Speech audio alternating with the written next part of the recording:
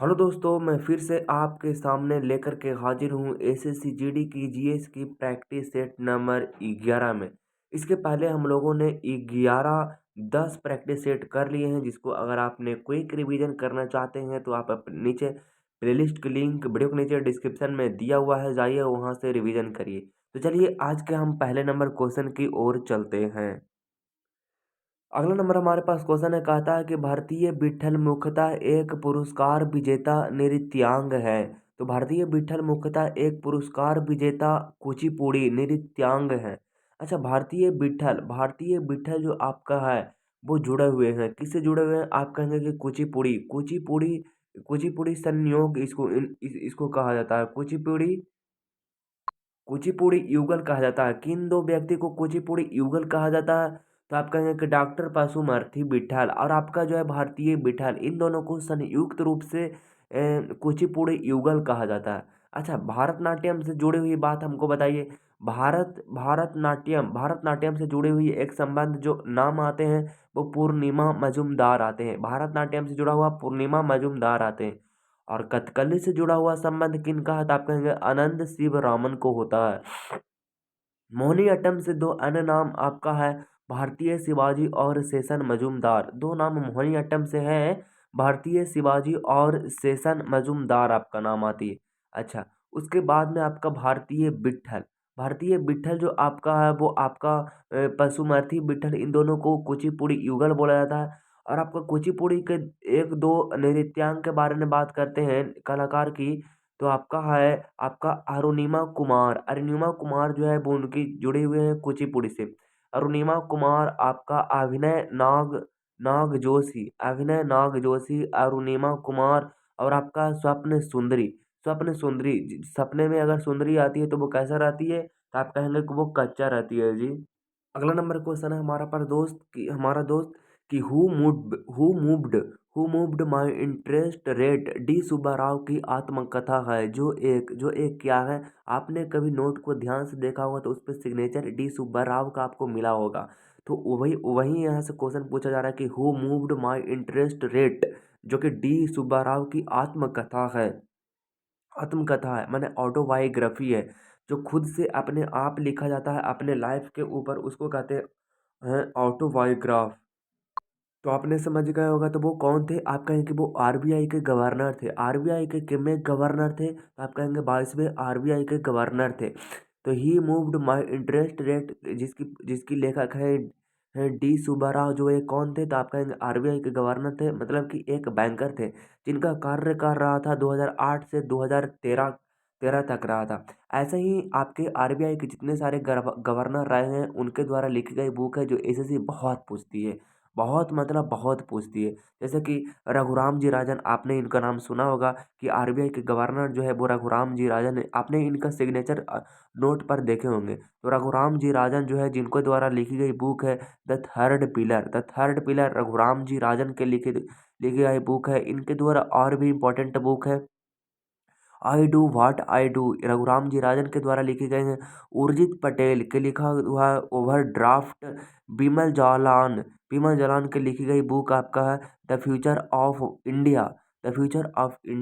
उसके बाद में सी डी देशमुख के नाम सुनते ही हमारे माइंड में एक ही बात बस आती है, मैंने आपको जो पढ़ाया था कि सी डी देशमुख आपका जो है वो आरबी मतलब भारतीय सी डी देशमुख जो है वो भारतीय आरबीआई के प्रथम गवर्नर थे इंडिया में। तो इनके द्वारा लिखी गई बुक है the course of my life. C D Deshmukh के बारे में आप शासनकाल इनको पता होगा कि 1943 से 1949 तक रहा था। उसके बाद हमारे आता है सी रंगराजन के द्वारा लिखी गई बुक है फोर्क्स इन द रोड। कौन है? Forks in the road. तो इन सबों को याद रखना, एसएससी बहुत पूछती है। अगला नंबर हमारे पास क्वेश्चन है, कहता है कि मिंटो नेट निम्नलिखित में से किस खेल से संबंधित है? मिंटो नेट निम्नलिखित में से किस खेल से संबंधित है? तो मिंटो नेट निम्नलिखित में से किस खेल से संबंधित है? आप कहेंगे वॉलीबॉल। वॉलीबॉल से संबंधित है, मिंटो नेट खेल संबंधित है। किससे संबंधित है? आप कहेंगे वॉलीबॉल से संबंधित है। अच्छा, मिंटो नेट निम्नलिखित में से किस खेल से संबंधित है? आप कहेंगे वॉलीबॉल से संबंधित है। वॉलीबॉल से और कौन सा आपका जो है वो वर्ड्स है जो संबंधित है? आप कहेंगे पेनेट्रेशन जो है आपका वॉलीबॉल से संबंधित है। स्पाइकर्स स्पाइकर्स स्पाइकर्स किस खेल से संबंधित है? आप कहेंगे वॉलीबॉल से। साइड साइड आर्म किस खेल से संबंधित है? आप कहेंगे वॉलीबॉल से संबंधित है। आपका बूस्टर बूस्टर किस खेल से संबंधित है? आप कहेंगे क्रिकेट से संबंधित है। आपका बेसबॉल बेसबॉल बेसबॉल में दो शब्द कौन आते हैं जिस इससे संबंधित है? आप कहेंगे कि होम रून और पिचिंग। होम रून और पिचिंग जो शब्द है वो आपका बेसबॉल से संबंधित है। क्रिकेट में आपका जो है बैजबॉल और फॉलो ऑन। बैजबॉल और फॉलो ऑन और एलबीडब्ल्यू ये तीनों जो है आपका क्रिकेट से संबंधित है। आपका बास्केटबॉल बास्केटबॉल जो आपका फ्री थ्रो और ओवरहेड जो संबंधित है किससे संबंधित है? आप कहेंगे बास्केटबॉल से संबंधित है। किस संबंधित है? बास्केटबॉल से संबंधित है। आप मुझे बताइएगा कि बास्केटबॉल में कितने खिलाड़ी होते हैं? आप कहेंगे बास्केटबॉल में 5 खिलाड़ी होते हैं। और वॉलीबॉल में कितने होते हैं? 6 होते हैं। बेसबॉल में 9 होते हैं। और क्रिकेट में कितने होते हैं? आप सभी को तो पता होगा।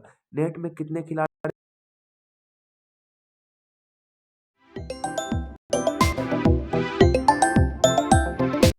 उसके बाद आपका जो है नेट बॉल में कितने खिलाड़ी होते हैं? तब कहेंगे नेट बॉल में 7 होती है। कबड्डी में कितनी होती है? 7 होती है। वाटर पोलो में कितना होती है? आप कहेंगे 7 होती है। इसको याद करने का ट्रिक भी है कि तुम नेट कब ऑन करोगी हम वाटर में खेलने चलेंगे तो इसमें कितने होते हैं? आप कहेंगे 7 होती है। अगला नंबर हमारे पास क्वेश्चन है, कहता है कि बैडमिंटन खिलाड़ी कौन जी? आप कहेंगे बैडमिंटन खिलाड़ी पीवी सिंधु ने निम्नलिखित में से किन वर्षों में ओलंपिक पदक जीता था? तो बैडमिंटन खिलाड़ी पीवी सिंधु ने निम्नलिखित में से किन वर्षों में ओलंपिक पदक जीता था? तो आप कहेंगे 2016 में और 2020 में। 2016 में और 2020 में इन्होंने पीवी सिंधु ने ओलंपिक मेडल जीता था। और मैं आपको बता देना चाहता हूँ कि एकमात्र महिला ये है पीवी सिंधु जी हैं जो कि 2 बार ओलंपिक मेडल जीते थे। सैल्यूट है इनका जिन्होंने अपने बिना जान के अपने सारे ज़िंदगी को छोड़ के पूरा एकदम भारत को न्यौछावर कर देते हैं। तो 2016 में और 2020 में इन्होंने 2 ओलंपिक पदक जीते थे। 2016 में रजत पदक जीते थे रियो में और 2020 में कांस्य जीते थे। कहाँ पे जीते थे? टोक्यो में जीते थे। अच्छा, उसके बाद ये तो आपका महिला में हुआ। और अगर हम बात करते हैं मेल में तो 2 ओलंपिक मेडल जीतने वाले मेल जो हैं वो कौन है? आप कहेंगे 2 ओलंपिक मेडल जीतने वाले जो मेल है वो सुशील कुमार है। कौन है जी? सुशील कुमार है, जो कि 2008 में बीजिंग में कांस्य जीता था और 2012 में लंदन में रजत जीता था। ये तो हुआ आपका क्या हुआ? ये आपका हुआ बैडमिंटन खिलाड़ी। अगर हम इसकी बात करते हैं पैरा ओलंपिक की तो पैरालंपिक में 2 मेडल जीतने वाली एकमात्र महिला कौन बनी है? तो वो बनी है आपका अवनी लेखरा बनी है। और इसी में अगर बात करते हैं मेल में तो दो तो मैं पैरा ओलंपिक में 3 मेडल जीतने वाले मेडल, 2 क्या 3 पैरालंपिक में 3 मेडल जीतने वाले मेल जो आपका है वो कौन है? आप कहेंगे देवेंद्र झाझरिया है। कौन है? देवेंद्र झाझरिया है, जो कि 2004 में गोल्ड मेडल जीते थे और आपका 2016 में गोल्ड मेडल जीते थे और 2020 में सिल्वर मेडल जीते थे। अगर 2020 में गोल्ड मेडल जीत जाते तो तीनों में गोल्ड गोल्ड हो जाते। तो ये आपका जो है वो इसको नहीं भूलिएगा, याद रखिएगा।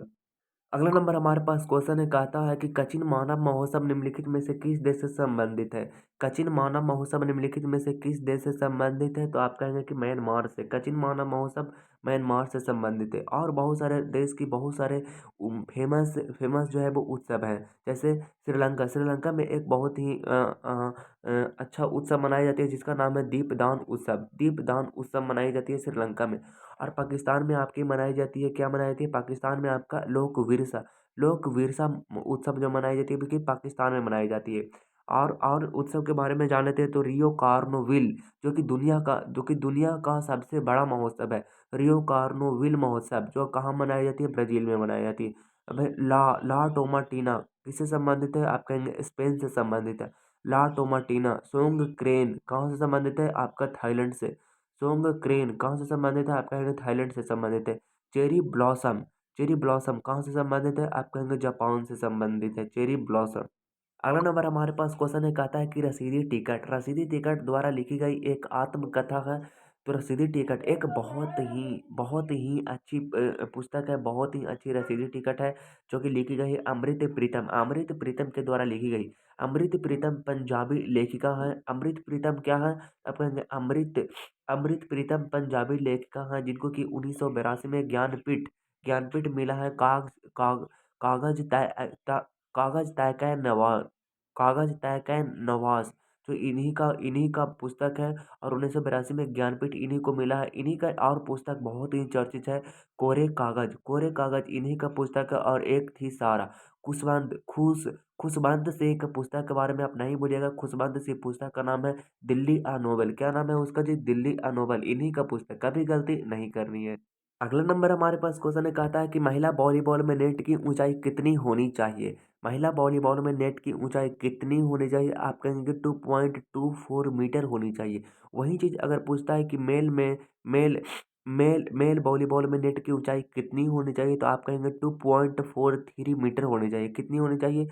2.43 मीटर होनी चाहिए। अच्छा, यहीं पे आपका बोलता है कि वॉलीबॉल वॉलीबॉल ओलंपिक में शामिल कब हुआ था? आप कहेंगे वॉलीबॉल जो है वो वॉलीबॉल में खिलाड़ियों की संख्या कितनी होती है? वॉलीबॉल में खिलाड़ियों की संख्या 5 होती है। वॉलीबॉल में ओलंपिक में शामिल कब हुआ था? तो आप कहेंगे 1964 में हुआ था। जिस पे खेला जाता है, जिस कोर्ट पे वो खेला जाता है, उसकी लेंथ जो होती है वो आपका 18 मीटर लंबा होती है और 9 मीटर चौड़ा होती है। अच्छा, जिस बॉल से खेली जाती है वो कितनी की होती है, कितना उसका वजन होती है? आप कहेंगे 280 ग्राम से आपका 300 ग्राम होती है। कितना होती है? 280 ग्राम से 300 ग्राम होती है। अच्छा, उस बॉल का व्यास कितना होता है? अपन उस बॉल का व्यास जो होता है वो 65 से 67 सेंटीमीटर होती है। कितनी होती है? 65 से 67 सेंटीमीटर होती है।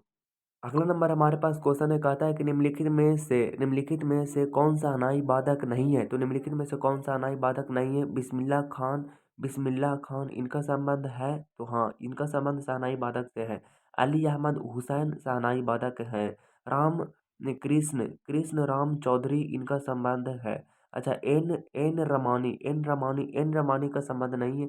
एन रमानी का संबंध जो है वो बांसुरी से है। एन रमानी का संबंध किससे जी? आप कहेंगे बांसुरी से इनका है, जो कि कर्नाटक संगीत में इनका बहुत बहुत चर्चित नाम है।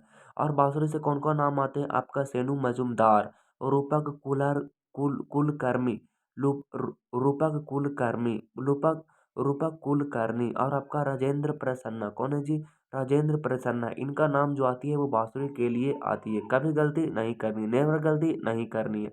अगला नंबर हमारे पास क्वेश्चन है, कहता है कि निम्नलिखित में से कौन सा किला गोवा में स्थित है? तो निम्नलिखित में से कौन सा किला गोवा में स्थित है जी? तो गोवा में आपका स्थित जो किला है, गोवा में एक फेमस किला स्थित है, चपोरा फोर्ट। चपोरा फोर्ट कहाँ है? आप कहेंगे गोवा में। इन चारों में से अगवाड़ा किला आपका गोवा में है। वेकल किला आपका जो है वो केरला में है। चंद्रगिरी किला आपका आंध्र प्रदेश में है। और जयगढ़ किला आपका है जो जयपुर में है। सोनार किला कहाँ है? तो सोनार किला राजस्थान में है। कांगड़ा किला हिमाचल प्रदेश में है। और आपका पनहाड़ा किला महाराष्ट्र में है। शिवनेरी किला महाराष्ट्र में है। और आपका जो मदन महल महाराष्ट्र में है। और आपका जिंजी किला तमिलनाडु में है। बक्सर का किला बिहार में है। और आपका शेरगढ़ का किला बिहार में है। और आपका किला मुबारक कहाँ है जी? तो किला मुबारक आप कहेंगे पंजाब में है। अगला नंबर हमारे पास क्वेश्चन है, कहता है कि अकबर के कहने पर मजहर का दस्तावेज किसने तैयार किया था? मजहर की घोषणा जो हुआ था वो कब हुआ था? आप कहेंगे मजहर का घोषणा जो हुआ था 1579 में हुआ था। मतलब मजहर का मतलब ये होती है कि मतलब कि कोई भी दो इंसान या तो फिर कोई भी इंसान के बीच में अगर मतभेद पैदा होता है, तब उस पर जो बात रखा जाएगा, उस पर जो अकबर की जो बात रखा जाएगा वो सबसे टॉप लेवल पर रहेगा, मतलब सबसे ऊपर में रहेगा। तो उसी के लिए अकबर के द्वारा एक कानून बनाया गया था, आपका मजहर का कानून बनाया गया था। मजहर का दस्तावेज के लिए एक कानून बनाया गया था। 1579 में एक कानून घोषणा कर दी गई थी अकबर के द्वारा। अच्छा, अकबर के कहने पर मजहर अकबर के कहने पर मजहर का दस्तावेज किसने तैयार किया था? आप कहेंगे शेख मुबारक ने तैयार किया था। शेख मुबारक जो है वो आपका अबुल फजल के पिता है। कौन है जी? अबुल फजल का अब्बा है।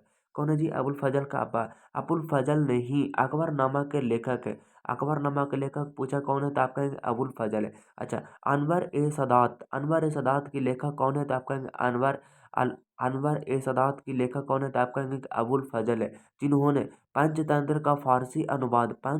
का पंचतंत्र का फारसी अनुवाद जो है वो किसने किया था? तो आप कहेंगे अकबर, अबुल अबुल फजल ने किया था पंचतंत्र का अनुवाद।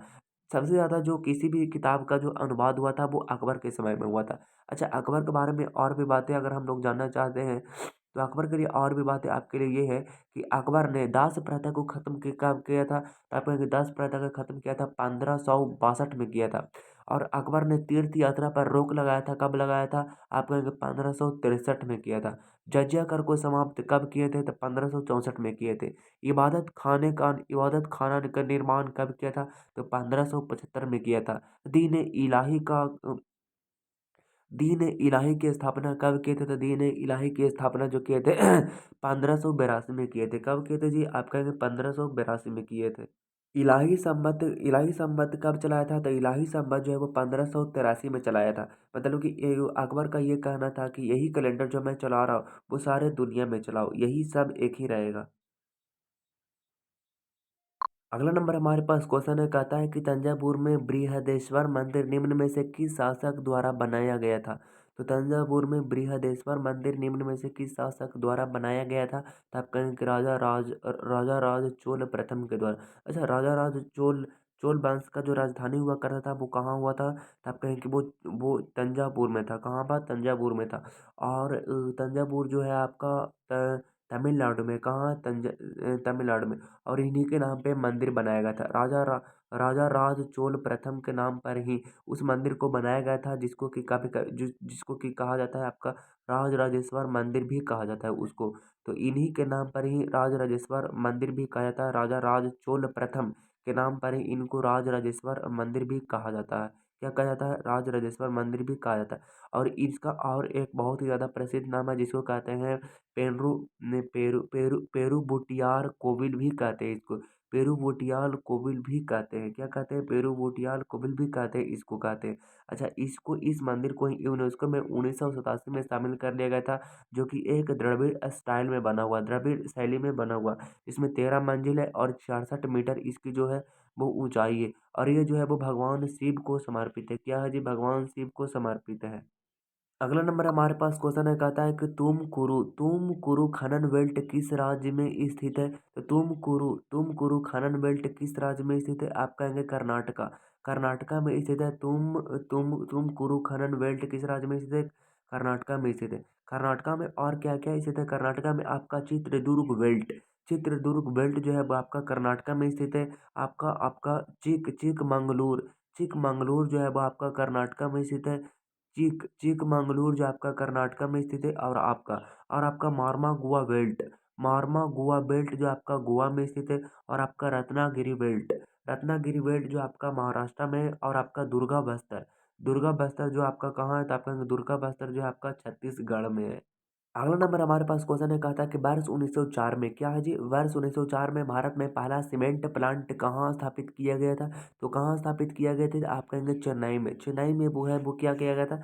स्थापित किया गया था। अच्छा, पहला कारखाना जो है वो स्थापित किया गया था आपका कहाँ पे? गुजरात में 1904 में। वही वही वही सेम कंपनी, मतलब कि सीमेंट वाला पहला कारखाना जो वही स्थापित किया गया था 1904 में गुजरात में, जो कि आपका विफल रहा था। और पहला सफल कारखाना जो है 1912-13 में किया गया था पोरबंदर में, जो कि एक सफल कारखाना रहा था। अगला नंबर हमारे पास क्वेश्चन है, कहता है कि चंद्रताल, रेणुका और पोंगल बांध किस राज्य के 3 रामसर आर्द्रभूमि स्थल है?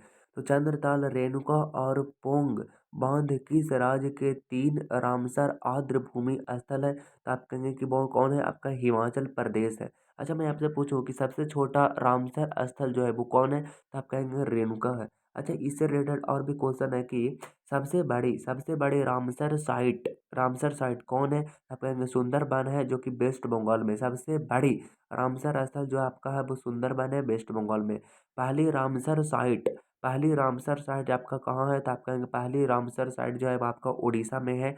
पहली रामसर साइट उड़ीसा में है। और ये आपका जो है वो चिल्का झील जो है चिल्का झील है। और ये सबसे सबसे बड़ी खारे पानी का झील है। कुल रामसर स्थल की बात करते हैं तो कितने? आप कहेंगे 75 है। अच्छा, इसमें तमिलनाडु तमिलनाडु आपका जो है वो 14 है। और यूपी में आपका जो है वो 10 है। आगे बात करते हैं तो रामसर समझौता कब हुआ था? आप कहेंगे रामसर समझौता 2 फरवरी 1971 को ईरान में हुआ था। जिसमें कि भारत ने उससे जुड़ा था 1982 में जुड़ा था। कब जुड़ा था? 1982 में जुड़ा था। आर्द्र भूमि दिवस 2 फरवरी को मनाई जाती है, इसलिए 2 फरवरी को आर्द्र भूमि दिवस मनाई जाती है। कभी गलती नहीं करनी है। अगला नंबर हमारे पास क्वेश्चन है, कहता है कि भारतीय संविधान के निम्नलिखित में से किस अनुच्छेद में ग्राम सभा के संबंध में प्रावधान शामिल है? तो भारतीय संविधान के निम्नलिखित में से किस अनुच्छेद में ग्राम सभा के संबंध में प्रावधान शामिल है? तो आप कहेंगे कि वो 343 के ए, 300 के ए, आपका 252। तो क्या राइट आंसर हो जाएगा आपका? अनुच्छेद 343 के ए हो जाएगा। 343 के ए में आपका ग्राम सभा के संबंध में संविधान से रिलेटेड प्रावधान दिया गया। 300 के ए में क्या है जी? आप कहेंगे 300 के ए में संपत्ति का अधिकार। तो संपत्ति का अधिकार पहले मूल अधिकार हुआ करता था, लेकिन अब उसको हटा करके 300 के ए में कर दिया और जो एक कानूनी अधिकार बना दिया गया, जो कि किसमें संविधान संशोधन के द्वारा इसको हटाया गया था? आप कहेंगे कि 40वें संविधान संशोधन 1978 के द्वारा इसको मौलिक अधिकार से हटा करके कानूनी अधिकार बना दिया गया, जो कि अब जो है वो 300 के ए में है। कहाँ है जी? 300 के ए में है। कभी गलती नहीं करनी है। 343 से रिलेटेड ये जो कुछ इंपॉर्टेंट बातें हैं उसको दिखाया गया है। 343 के ए में आपका है ग्राम सभा के बारे में उल्लेख है। और आपका 343 कर रहा हूँ, 243 के ए में आपका ग्राम सभा के बारे में उल्लेख करता है, ये बताया गया है। 343 के बी में आपका पंचायतों का संविधान उल्लेख करता है, पंचायतों का संविधान उल्लेख करता है। 243 के में सी में आपका कहता है पंचायतों की संरचना के बारे में उल्लेख करता है। और 243 के डी में पंचायतों में सीटों की और आरक्षण के बारे में उल्लेख करता है। और आपका 243 के ई में पंचायतों की अवधि के बारे में उल्लेख करता है। 243 के पंचायतों के सदस्य की अयोग्यता के बारे में उल्लेख करता है। और 243 के जी के शक्ति प्राधिकरण और पंचायतों की जिम्मेदारी के बारे में उल्लेख करता है। और आपका 243 के एच में पंचायतों द्वारा कर लगाने और उन्हें निधि देने की शक्ति का उल्लेख करता है। और आपका 243 के आई में आपका पंचायतों की वित्तीय स्थिति की समीक्षा के लिए वित्त समिति के गठन का उल्लेख करता है। और आपका 243 के जे में करता है पंचायतों की लेखाओं की संपरीक्षा करता है। और आपका 243 के में पंचायतों के लिए निर्वाचन करता है। 243 के एल में करता है संघ राज्यों क्षेत्रों को लागू होना। और आपका 243 के में इस भाग का कतिपय क्षेत्रों को लागू ना होना। और आपका 243 के ए में विद्यमान विधियों और पंचायतों का बना रहना। और आपका 243 के ओ में निर्वाचन संबंधी मामलों में न्यायालयों के हस्तक्षेप का वर्णन करता है। चाहे तो आप इसको स्क्रीनशॉट ले सकते हैं, याद रख सकते हैं, एक दिन मैं आपको जरूर इसको याद करवाऊंगा।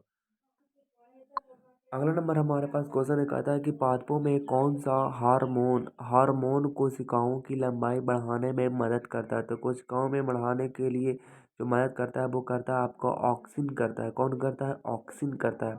अच्छा, आपका जो साइटोकाइनिन जो आपका फूल पत्तियों और फलों में विकास में सहायक करता है। कौन करता है? साइटोकाइनिन जो आपका फूल पत्ती और आपका जो फलों में विकास में सहायक जो होता है वो उसका निर्माण कराता है।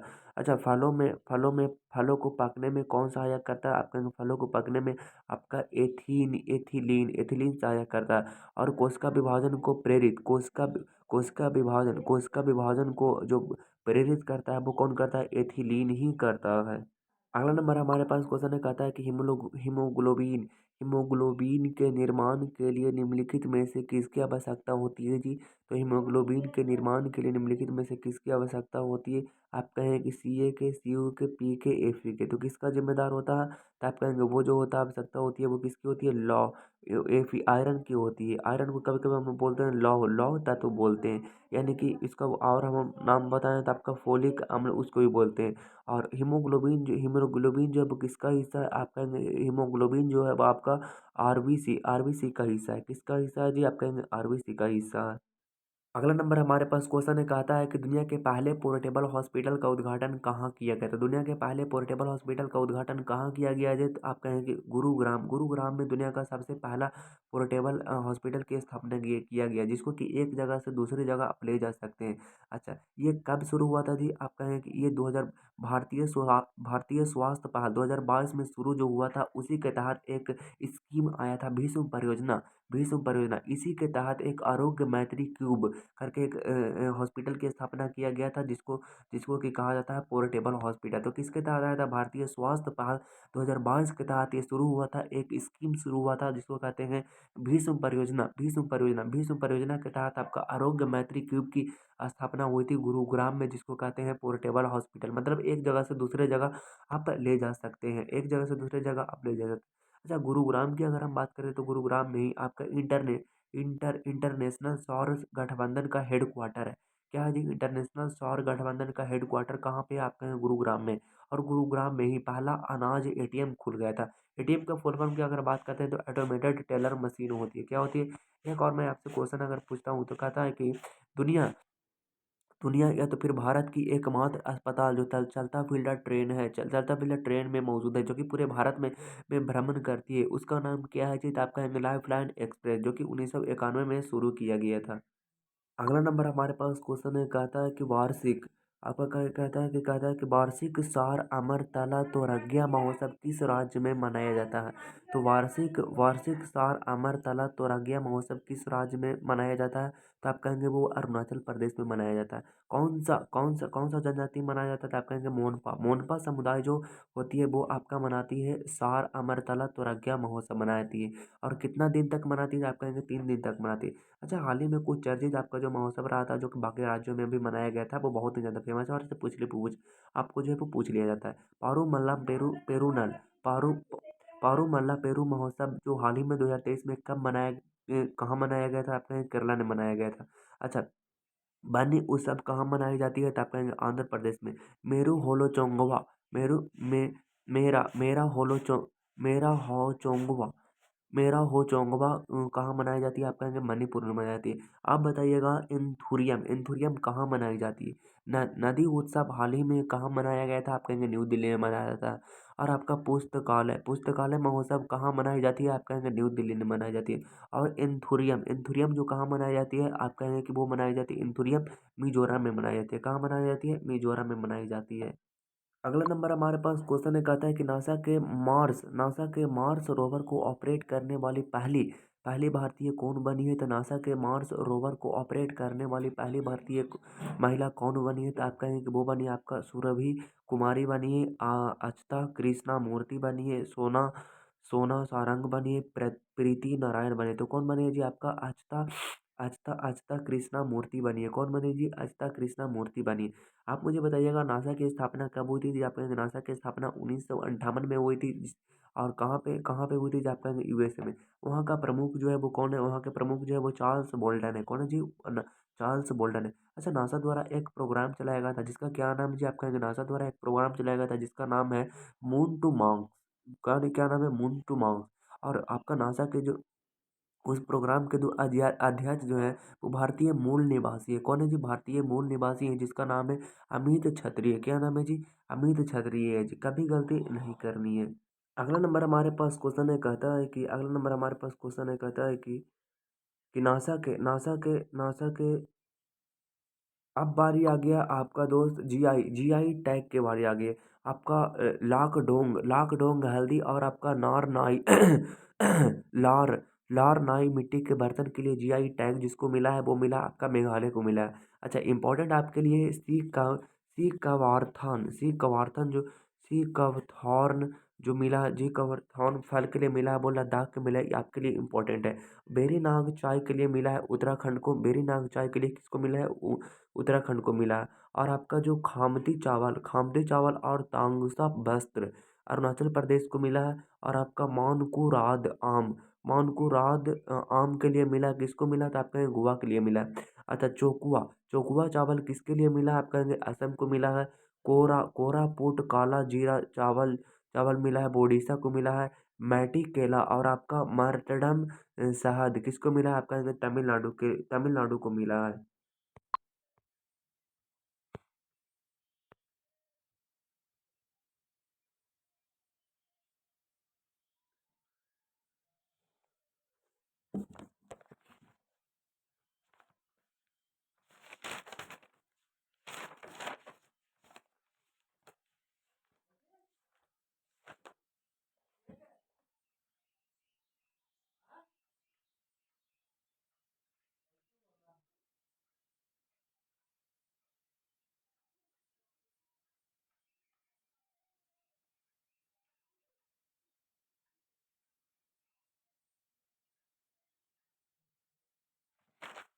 दुनिया को हकीकत मेरी कुछ पता भी नहीं। अब बारी है दोस्त, किस भारतीय को नासा का चीफ ऑफ स्टाफ बनाया गया था? तो किस भारतीय को नासा का चीफ ऑफ स्टाफ बनाया गया है, ये आपको कमेंट बॉक्स में देना है। कल जो हमारे पास होंगे वो आपका होंगे कुछ इसी तरह के प्रैक्टिस लेकर के आएंगे दोस्त। आपको उत्तर जो है वो गजब से आना चाहिए, और ये जो बिल्कुल मैंने आपको ये चीज़ बताई है वो बिल्कुल याद रहनी चाहिए दोस्त। लाते लाते जाते जाते याद रखना दोस्त, दुनिया को हकीकत मेरी कुछ पता भी नहीं। दुनिया को हकीकत मेरी कुछ पता भी नहीं। दुनिया को हकीकत मेरी कुछ पता भी नहीं। इल्ज़ाम हज़ारों हैं और खता कुछ भी नहीं। मेरे दिल में क्या है ये पढ़ ना सकोगे। मेरे दिल में क्या है ये पढ़ ना सकोगे। सारे पन्ने भरे हुए हैं लेकिन लिखा कुछ भी नहीं है। इसके साथ मुलाकात होगी नेक्स्ट वीडियो में नेक्स्ट टॉपिक के साथ। वीडियो कैसा लगा नीचे कमेंट बॉक्स आपके लिए खुला पड़ा है, जाइए और कमेंट करें। Thank you so much for watching this video.